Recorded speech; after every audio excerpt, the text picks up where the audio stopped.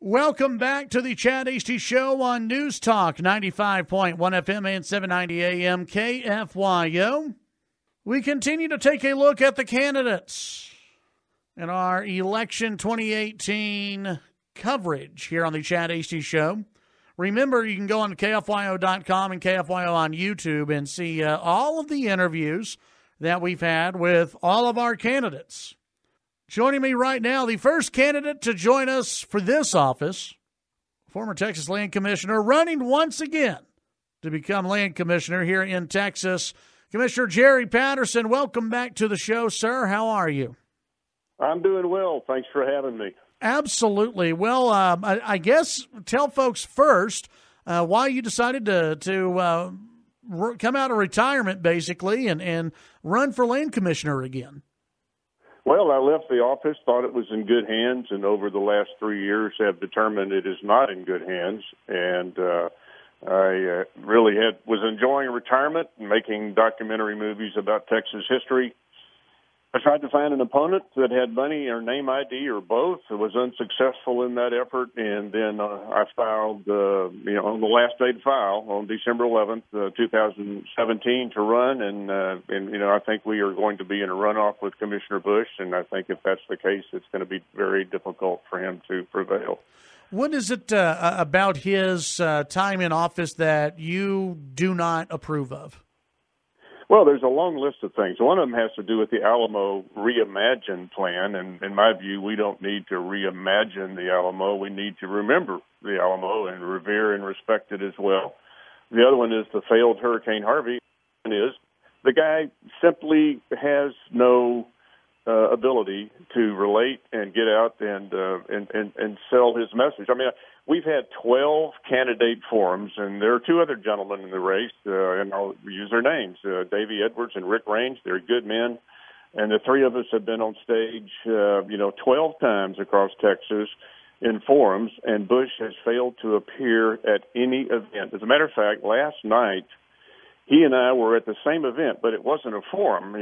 He spoke for 10 minutes, and I spoke for 10 minutes at different times in the program. And a reporter was there and tried to ask him a question, and the Bush campaign had the reporter physically removed from the venue. No questions, no interaction with the public. He doesn't fill out questionnaires that various groups like newspapers submit to him. He doesn't appear for ed boards.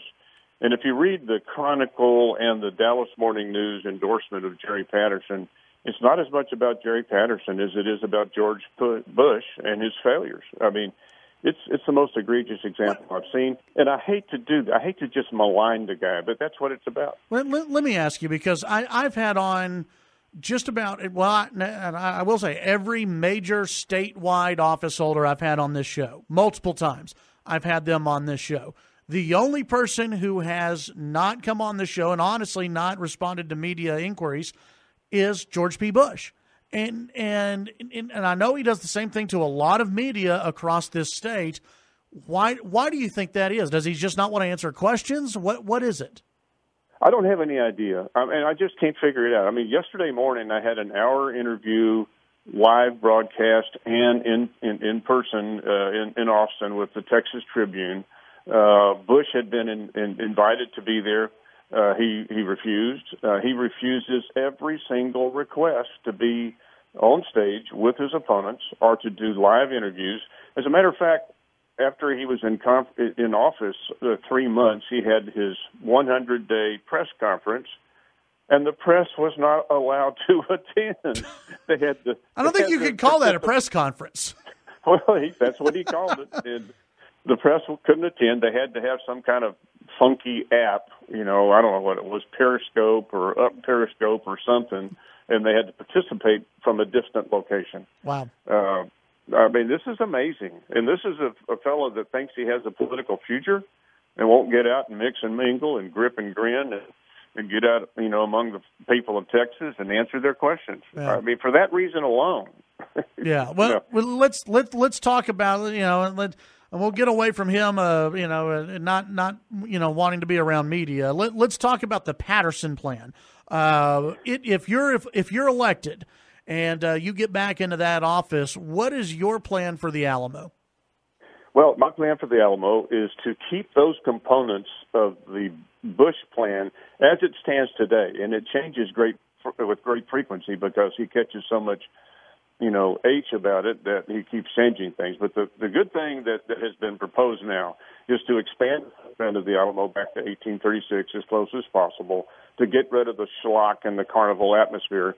And, whenever you ask a question about something you don't like at the Alamo, that's what they answer with because everybody likes that.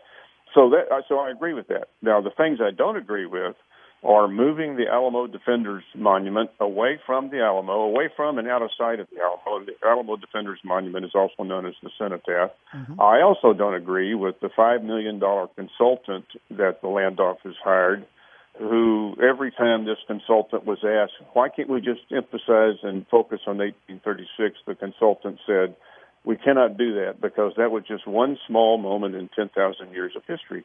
That's just horse manure. That is the moment at the Alamo, and I recognize and support talking about the entire history, including the mission period and post-battle period, but the entry point and the focus has to be 1836. And I'm just suspicious, extremely suspicious of those who want to remove monuments in light of current events and this retroactive cleansing and political correct, attempts to politically correct history. So those are the two salient points. I'm concerned about the direction with this, 1836 concern, and I'm also concerned about moving the Cenotaph, and I'm concerned about transparency. They run the Alamo with the 501c3, which is not subject to open disclosure and open records. I will be responsive to open records. As a matter of fact, I will eliminate that 501c3 and get rid of the hide the ball actions that are going on now. Visiting with Jerry Patterson, candidate once again for Texas Land Commissioner. When you look at how the mood of the country is right now, and what I'm talking about mainly is with the Trump administration, how will working with a Trump administration as Texas Land Commissioner differ from how you had to work in the past with other administrations? Well, other than disaster response, such as we did for Hurricane Ike and Hurricane Dolly, and the land office is now attempting to do with Hurricane Harvey, there's really almost no interaction with the federal government. Texas is fortunate, and I would say blessed, in that we have extremely little, very little federal land or public land. We have almost zero BLM land. The Trump, building the wall along the Rio Grande will not really involve the General Land Office except for a very few small tracts of land in far west Texas. So there's really not any interaction except in disasters. And that disaster interaction currently on Hurricane Harvey has been somewhat of a disaster. Talk about that, because I think out here in West Texas and in Lubbock, we are removed from what's been going on down in the Gulf Coast area. But talk about how it's, in your opinion, been a disaster. I know a lot of people are upset with it. Of folks up there in the high plains, their disasters are tornadoes and fires and things of that nature. But on the Texas Gulf Coast, the disasters are hurricanes. And I'll just give you an example. And FEMA gave responsibility to the Texas General Land Office at the request of the governor's office, gave responsibility to the General Land Office for temporary shelter-at-home housing efforts. And what that program is, and there's some acronyms which I won't use. What that program is that instead of people living in shelters and living in hotels, at one time that was costing $2.7 million a day, instead of those folks doing that, or in some cases sleeping in their trucks or in tents, instead of that, FEMA will fund 90% of up to $20,000 to make temporary repairs. They'll get the carpet out, they'll pull out the drywall to make sure the plumbing and the heating and the AC work so people can move back in and restart their lives. That program was used in Hurricane Sandy. It was up in New Jersey. It was used in the South Louisiana, the Baton Rouge floods of 2016. And by this time in Sandy, they had done 17,000 homes. By this time, this many months after the Baton Rouge floods, they had done 13,000 homes. And by this time, the Texas General Land Office has done a couple thousand. As a matter of fact, 4 months after Hurricane Harvey, the Land Office had only done 2 houses, and Louisiana had done 10,017. And that was because of a conscious decision by the Land Office not to use that program. And instead use FEMA trailers. That's almost criminal. We have people who are still not back in their homes and could be had the Land Office started this after Harvey and not waited. And this is really telling. I filed for office on December 11th. 4 days later, the Land Office signed contracts to get the shelter-at-home program underway. Wow. Solely because I made an issue of it. Visiting with former Texas Land Commissioner and current candidate for the same office, Jerry Patterson, running in the Republican primary for Texas Land Commissioner. Before I let you go, I want to bring up something that you probably wouldn't have to deal too much with as Texas Land Commissioner if elected, and that would be the gun issue that everyone's talking about here in the United States. I think, as most people know, I hope they know, you authored the CHL law here in Texas. What are your overall thoughts on what people are talking about now as in response to the Florida shooting? Do you think teachers should be allowed to carry? Do you think that concealed carry laws in Texas need to be looked at again and maybe even expand where CHL or licensed to carry holders can carry now? Well, essentially all of the above. I authored the concealed handgun law and passed it in 1995. Doomsday predictions did not occur. When I was commissioner at the Texas General Land Office, we had a policy where employees could carry. Bush rescinded that policy. Then when he got heat about it, he re-implemented the policy. And I'm one of those who believe we do not have as much of a gun problem in this country as we have a nut job problem. And we need to focus on that. All the window dressing proposals, whatever they may be, waiting periods, closing the so-called gun show loophole, none of that will make a difference. But the only thing that will make a difference is try to identify those people who have crossed the line from mental illness to being essentially animals and incarcerate or somehow prohibit them from having a firearm. And we failed in that on several occasions. The Sutherland Springs shooting, the Florida shootings, and untold examples of when we failed to do something about somebody who we knew was a ticking time bomb. So we're not doing the right things.